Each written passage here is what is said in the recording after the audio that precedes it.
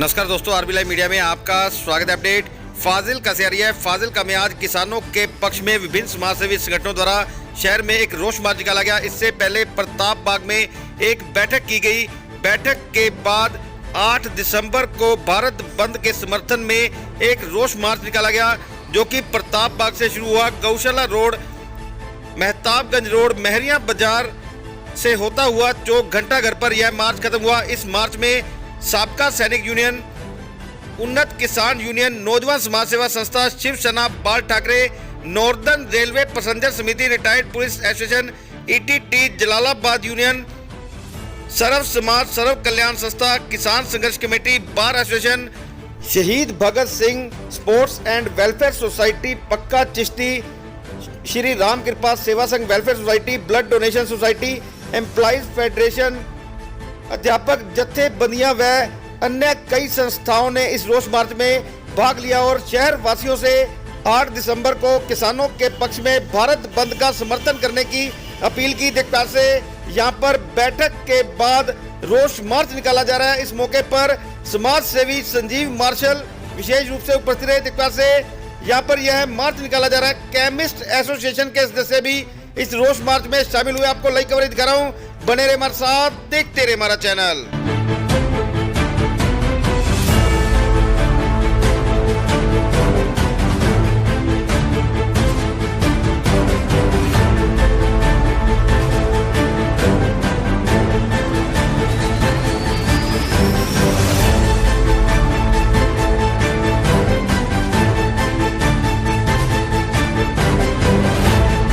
Sir किस तरह के प्रोटेस्ट चल रहे हैं बारे जान सर अज फाजिलका दी सारिया समाज सेवी संस्थावां अज इकट्ठे हुई एक मंच से जिहड़ा कृषि खेती कानून जो साडे भारत सरकार वालों पास किया गया है उहदे विरोध दे विच और असी भारत सरकार दे मोदी साहब नूं एक गुजारिश करते हैं कि यह कानून किसानों के हक च नहीं है, इसनूं जल्द तो जल्द रद्द किया जाए, क्योंकि किसान साडे देश का अन्नदाता है। ये साडा एक नारा बनया होया है। नारे की सच्चाई के रूप में सामने पेश भी होया कि अन्न पैदा कर रहा है साडा अन्नदाता, तो प्लीज़ उन्होंने गल सुनी जाए और जो भी इन्हां दी जायज़ डिमांडां ने उसनूं कृषि का खेती कानून है उसनूं वापस लिया जाए। उसके समर्थन दे असीं उस चीज़ का विरोध करते हैं और किसानों के समर्थन दे विच अज इत्थे रैली दे विच शामिल होए हैं।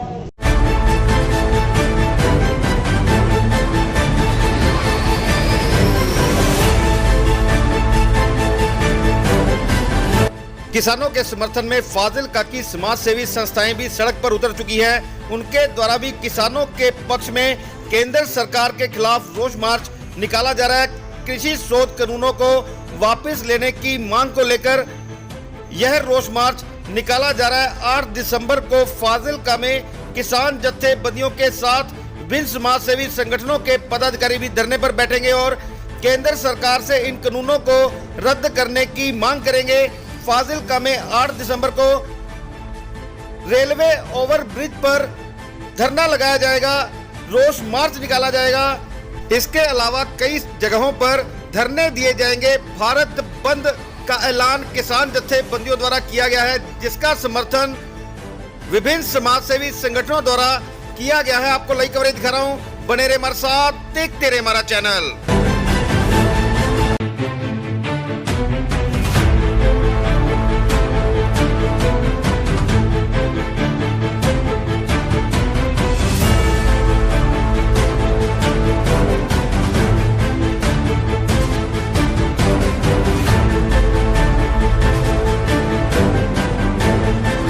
किसानों के भारत बंद के ऐलान के साथ ही फाजिल्का के व्यापार मंडल के अध्यक्ष अशोक गुलबद्दर द्वारा भी बाजार बंद करने का ऐलान कर दिया गया है। उन्होंने कहा कि किसानों के साथ फाजिल्का का व्यापारी वर्ग खड़ा है।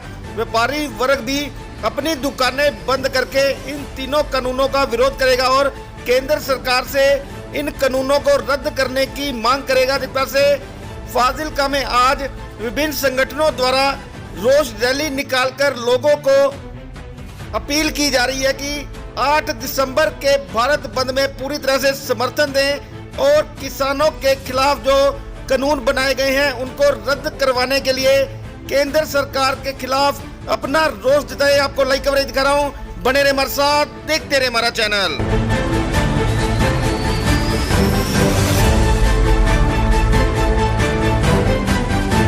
ਕਹੋਗੇ ਜਿਹੜਾ ਇਹ ਪ੍ਰੋਟੈਸਟ ਅੱਜ ਕਿਸਾਨਾਂ ਦੇ ਪੱਖ ਦੇ ਵਿੱਚ ਕੀਤਾ ਜਾ ਰਿਹਾ ਉਹਨੂੰ ਲੈ ਕੇ? ਅਸੀਂ ਕਮਿਊਨਿਸਟ ਐਸੋਸੀਏਸ਼ਨ ਦਾ ਮੈਂ ਪ੍ਰਧਾਨ ਹਾਂ ਜੀ, ਨਾਮ ਮੇਰਾ ਬਾਲਕ੍ਰਿਸ਼ਨ। ਅਸੀਂ ਕਿਸਾਨਾਂ ਦੇ ਨਾਲ ਹਾਂ ਜੀ। ਦੇਖੋ ਜੀ, ਅਗਰ ਮੋਦੀ ਸਰਕਾਰ ਨੂੰ ਕਾਨੂੰਨ ਗਲਤ ਲੱਗਦਾ ਹੈ ਕਿ ਕੁਝ ਅਮੈਂਡਮੈਂਟ ਕਰਨਾ ਚਾਹੁੰਦੇ ਨੇ, ਕਿਉਂ ਨਹੀਂ ਇਹ ਕਾਨੂੰਨ ਵਾਪਸ ਲੈ ਲੈਂਦੇ ਹੋ? ਅਗਰ ਇਹ ਕਹਿੰਦੇ ਨੇ ਅਸੀਂ 99% ਦੇ ਸ਼ੋਧ ਕਰਨੀ, ਸ਼ੋਧ ਪੂਰੀ ਕਰ ਦੇਣ। ਜੇ ਅਗਰ ਕਿਸਾਨਾਂ ਨੂੰ ਗਲਤ ਹੈ ਤਾਂ ਉਹਨਾਂ ਦਾ ਗਲਤ ਰਹਿਣ ਦਿਓ, ਕਿਉਂ ਦਿੱਕਤ ਇਹਨਾਂ ਨੂੰ? ਕਹਿੰਦੇ ਸਾਨੂੰ, ਅਸੀਂ ਕਿਸਾਨਾਂ ਦੇ ਹਮੇਸ਼ਾ ਨਾਲ ਹਾਂ, ਜਿੱਥੇ ਕਹਿਣਗੇ ਅਸੀਂ ਉੱਥੇ ਇਹਨਾਂ ਦੇ ਨਾਲ ਚੱਲਾਂਗੇ।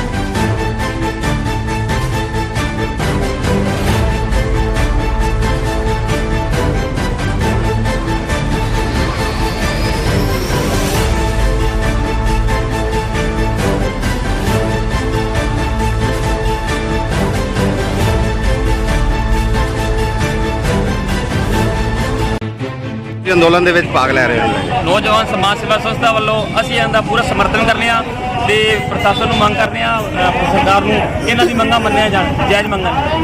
हाँ जी, मैं मिस्त्री का काम करता हूँ, ये नौजवान समाज सेवा संस्था का मेंबर है जी। कल मैं मेरा काम सारा बंद रखांगा जी। जय हिंद जी। मैं कहना जी किसानों के समर्थन च आओ। ਹਾਂਜੀ ਪ੍ਰਵਾਨਾ ਜੀ ਕੀ ਕਹੋਗੇ? ਮੈਂ ਕਹਿੰਦਾ ਨੌਜਵਾਨ ਸਮਾਜ ਸੇਵਾ ਸੰਸਥਾ ਕਿਸਾਨਾਂ ਦੇ ਜਿੰਦਾਬਾਦ ਖੜੀ ਹੈ। ਅਸੀਂ ਜਿੰਨਾ ਹੋ ਸਕੇ ਅਸੀਂ 100-200 ਮੁੰਡਿਆਂ ਕੱਲ ਇੱਥੇ ਖੜਾ ਕਰਨਾ ਹੈ ਤੇ ਅਸੀਂ ਬਾਜ਼ਾਰ ਵਾਲਿਆਂ ਨੂੰ ਅਪੀਲ ਕਰਦੇ ਹਾਂ ਕਿ ਸਾਰੇ ਆਪਦੀ ਦੁਕਾਨਾਂ ਬੰਦ ਰੱਖਣ ਤੇ ਕਿਸਾਨਾਂ ਨੂੰ ਸਹਿਯੋਗ ਕਰਨ, ਤਾਂ ਕਿ ਜਿਹੜੀ ਅਸੀਂ ਸਾਡੀਆਂ ਮੰਗਾਂ ਹਨ ਕਿਸਾਨ ਵੀਰਾਂ ਦੀਆਂ ਉਹ ਸਾਰੀਆਂ ਪੂਰੀਆਂ ਹੋ ਸਕਣ ਤੇ ਮੋਦੀ ਸਰਕਾਰ ਨੂੰ ਝੁਕਣਾ ਪਵੇ।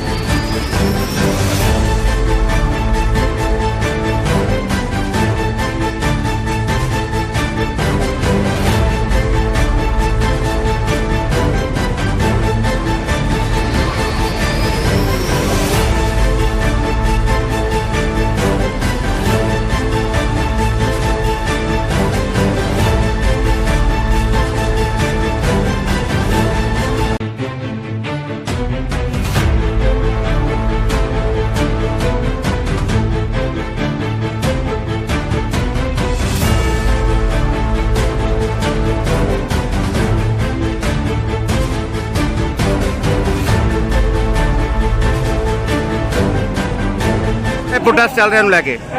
ਮੋਦੀ ਨੂੰ ਵਧਾਈ ਦੇਣਾ ਚਾਹੁੰਦਾ ਜੀ ਬਹੁਤ ਬਹੁਤ, ਕਿਉਂਕਿ ਉਹਦੀ ਵਜ੍ਹਾ ਦੇ ਨਾਲ ਕਿਸਾਨ ਮਜ਼ਦੂਰ ਜੋ ਏਕਤਾ ਜਿਹੜੀ ਉਹ ਡਿਸਪਿਊਟ ਦੀ ਪਾਰਟੀ ਦੀ ਕਰ ਰਿਹਾ ਹੈ, ਜਿਹਦੀ ਉਹ ਲੋਕਤੰਤਰ ਢਾਂਚੇ ਨੂੰ ਵਿਗਾੜਨ ਵਾਸਤੇ ਤੇ ਧਰਮ ਦੇ ਨਾਂ ਤੇ ਰਾਜਨੀਤੀ ਕਰ ਰਿਹਾ ਸੀ। ਔਰ ਲੋਕਾਂ ਨੂੰ ਇਸ ਐਜੀਟੇਸ਼ਨ ਤੋਂ ਲੋਕ ਜਾਗਰੂਕ ਹੋ ਕੇ ਸਾਰੇ ਇਕੱਠੇ ਹੋਏ ਆ। ਸਾਨੂੰ ਤਾਂ ਇਸੇ ਚੀਜ਼ ਦੀ ਬਹੁਤ ਖੁਸ਼ੀ ਆ। ਬਿੱਲਾਂ ਦੀ ਗੱਲ ਤਾਂ ਬਾਕੀ ਰਹਿ ਗਈ। ਜਦੋਂ ਵੀ ਲੋਕ ਇਕੱਠੇ ਹੁੰਦੇ ਆ ਉਸ ਤੋਂ ਬਾਅਦ ਇਸ ਤਰ੍ਹਾਂ ਦੀ ਜਦੋਂ ਵੀ ਐਜੀਟੇਸ਼ਨ ਹੋਣਗੇ, ਉਹ ਸਰਕਾਰ ਦੇ ਖਿਲਾਫ ਜਦੋਂ ਵੀ ਇਦਾਂ ਦਾ ਐਜੀਟੇਸ਼ਨ ਹੋਊਗਾ ਤਾਂ ਸਮਾਜ ਦੇ ਭਲੇ ਵਾਸਤੇ ਹੀ ਹੋਊਗਾ, ਹਮੇਸ਼ਾ ਵਾਸਤੇ। ਮਿਹਰਬਾਨੀ।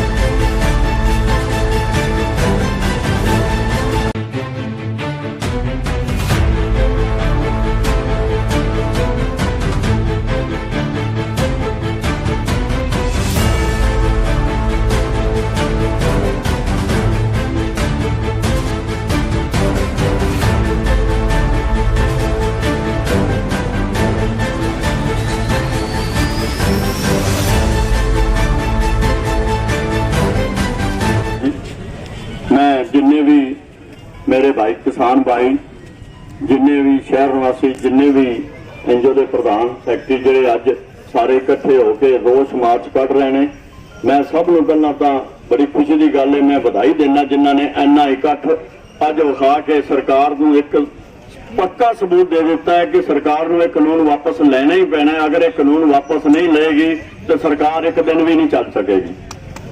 ਮੈਂ ਤੁਹਾਨੂੰ ਸਾਰਿਆਂ ਨੂੰ ਪੂਰੀ ਤਰ੍ਹਾਂ ਵਿਸ਼ਵਾਸ ਦਿਵਾਉਣਾ ਕਿ ਵਪਾਰ ਮੰਡਲ ਪੂਰੀ ਤਰ੍ਹਾਂ ਕੱਲ ਹਰ ਤਰੀਕੇ ਦੇ ਨਾਲ, ਮੈਨੂੰ ਤਾਂ ਮੈਸੇਜ 3 ਵਜੇ ਤੱਕ ਆਇਆ ਸੀ, ਪਰ ਅਸੀਂ ਸਾਰਾ ਦਿਨ ਦਾ ਹੀ ਬੰਦ ਦਾ ਫੈਸਲਾ ਲਿਆ ਔਰ ਸਾਰਾ ਦਿਨ ਹੀ ਬੰਦ ਰਹੇਗਾ।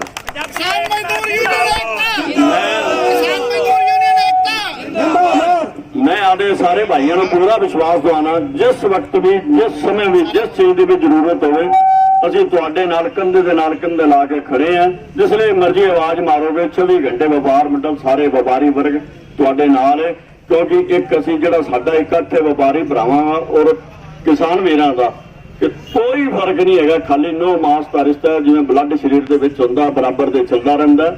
ਇਸ ਕਰਕੇ ਸਾਡੇ ਸਾਰੇ ਭਰਾ ਨੇ, ਅਗਰ ਸਾਡੇ ਭਰਾ ਦੁਖੀ ਨਹੀਂ ਤੇ ਅਸੀਂ ਉਸ ਤੋਂ ਪਹਿਲਾਂ ਦੁਖੀ ਹੈ। ਇਸ ਕਰਕੇ ਅਸੀਂ ਪੂਰੀ ਤਰ੍ਹਾਂ ਤੁਹਾਡੇ ਨਾਲ ਹੈ ਔਰ ਅਸੀਂ ਇਹ ਬਿਲਕੁਲ ਸਰਕਾਰ ਜਿੰਨੀ ਮਰਜ਼ੀ ਕੋਸ਼ਿਸ਼ ਕਰ ਲਵੇ ਇਹ ਕਾਨੂੰਨ ਵਾਪਸ ਹੋਏਗਾ ਹੀ ਹੋਏਗਾ, ਇਹ ਕੱਲ ਹੀ ਵਾਪਸ ਹੋ ਜਾਣਾ, ਤੁਸੀਂ ਦੇਖਦੇ ਰਹਿਣਾ।